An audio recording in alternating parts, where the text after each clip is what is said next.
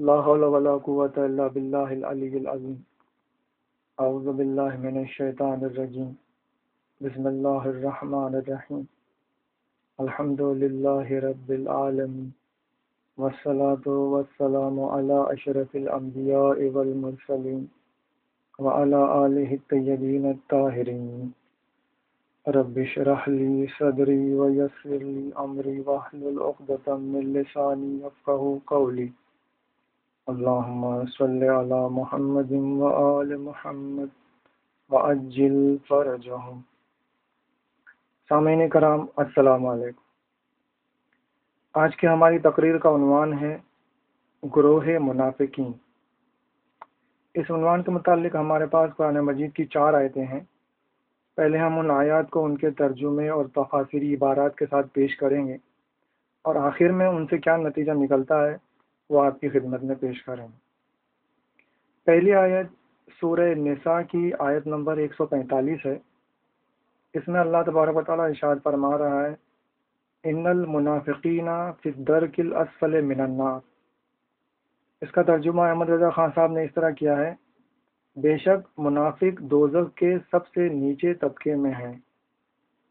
اس کی تفسیر کے متعلق محمد نعیم الدین صاحب لکھتے ہیں، منافق کا عذاب کافر سے بھی زیادہ ہے، کیونکہ وہ دنیا میں اظہار اسلام کر کے مجاہدین کے ہاتھوں سے بچا رہا ہے، اور کفر کے باوجود مسلمانوں کو مغالطہ دینا اور اسلام کے ساتھ استہزاء کرنا اس کا شیوا رہا ہے.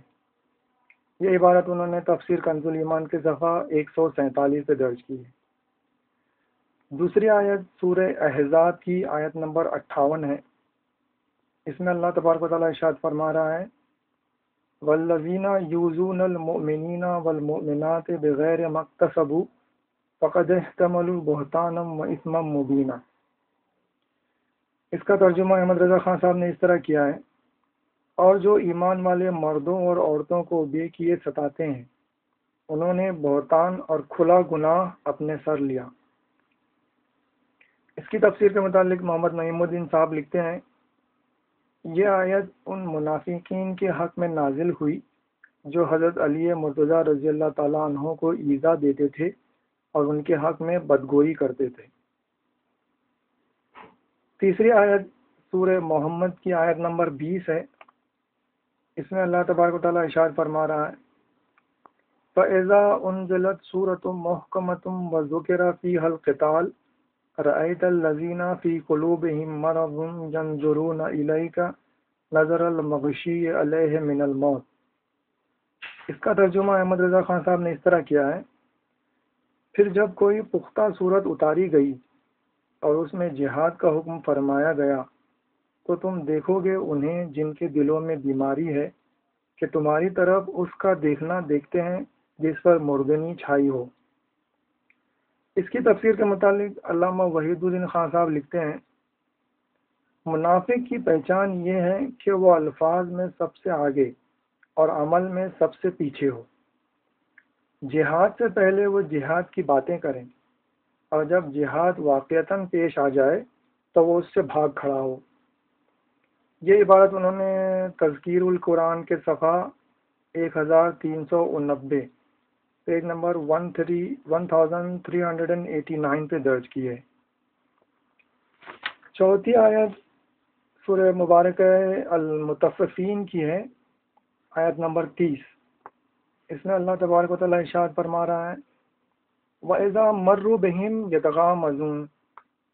اس کا ترجمہ احمد رضا خان صاحب نے اس طرح کیا ہے، اور جب وہ ان پر گزرتے تو یہ آپس میں ان پر آنکھوں سے اشارے کرتے. اس کی تفسیر کے متعلق محمد نعیم الدین صاحب لکھتے ہیں، منقول ہے کہ حضرت علی مرتضیٰ رضی اللہ تعالیٰ عنہ مسلمانوں کی ایک جماعت میں تشریف لے جا رہے تھے. منافقین نے انہیں دیکھ کر آنکھوں سے اشارے کیے اور مسخرگی سے ہنسے، اور آپس میں ان حضرات کے حق میں بیہودہ کلمات کہے. تو اس سے پہلے کہ علی مرتضیٰ رضی اللہ تعالیٰ عنہ سید عالم صلی اللہ تعالیٰ علیہ وآلہ وسلم کی خدمت میں پہنچیں، یہ آیتیں نازل ہوئیں. یہ عبارت انہوں نے تفسیر کنز ایمان کے صفحہ 858 پہ درج کی ہے. سامعین کرام، مندرجہ بالا آیات و عبارات میں ہم نے چند باتیں ملاحظہ کی۔ سب سے پہلے تو یہ کہ منافقین کا عذاب کافرین سے بھی زیادہ ہے، چنانچہ وہ جہنم کے سب سے نچلے طبقے میں ہوں گے۔ دوسرے یہ کہ منافقین کی پہچان جہاد سے فرار اختیار کرنا ہے، لہذا اب یہ ہماری ذمہ داری ہے کہ ہم تاریخ اسلام میں ان ہستیوں کو تلاش کریں جو جہاد سے فرار اختیار کیا کرتے تھے، تاکہ ان کی شناخت میں ہمیں کوئی مغالطہ نہ ہو۔ تیسرے یہ کہ حضرت صلی اللہ علیہ وآلہ وسلم کی زندگی ہی میں، جبکہ ابھی قرآن مجید نازل ہو رہا تھا، معاشرے اسلام میں منافقین کا گروہ موجود تھا جنہیں حضرت علی علیہ السلام سے دشمنی و عداوت تھی، اور جو معاذ اللہ آپ کا مذاق اڑایا کرتے تھے۔ کیا یہ بات ممکن نہیں کہ وہ منافقین جو جہاد سے فرار ہو جایا کرتے تھے اور جنہیں حضرت علی علیہ السلام سے دشمنی تھی، انہوں نے ہی حضرت صلی اللہ علیہ وآلہ وسلم کی رحلت کے بعد حضرت علی علیہ السلام کو مسند خلافت پر بیٹھنے سے روکا اور اپنی دنیاوی حکومت کی بنیاد ڈالی۔ وما علینا الا البلاغ المبین والحمد للہ رب العالمین۔ والسلام علیکم ورحمۃ اللہ وبرکاتہ۔